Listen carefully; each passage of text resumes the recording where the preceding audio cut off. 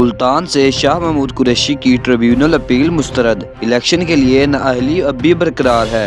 خبر کی تفصیل جاننے سے پہلے آپ سے ریکویسٹ ہے کہ ہمارے چینل کو سبسکرائب کر لیں تاکہ آپ کو آنے والی تمام لیٹسٹ اپڈیٹ سب سے پہلے مل سکیں۔ الیکشن ٹریبیونل نے سابق وزیر خارجہ شاہ محمود قریشی کی اپیل مسترد کر دی ہے، جس کے نتیجے میں الیکشن لڑنے کے لیے ان کی نااہلی اب بھی برقرار رہے گی۔ تفصیلات کے مطابق پاکستان تحریک انصاف کے وائس چیئرمین شاہ محمود قریشی کو ٹریبیونل کی جانب سے بھی الیکشن لڑنے کے لیے نااہل قرار دیا گیا ہے۔ شاہ محمود قریشی کے کاغذات مسترد کرنے کے حوالے سے اپیلٹ ٹریبیونل کے جج جسٹس محمد سرفراز ڈوگر نے فیصلہ سنا دیا۔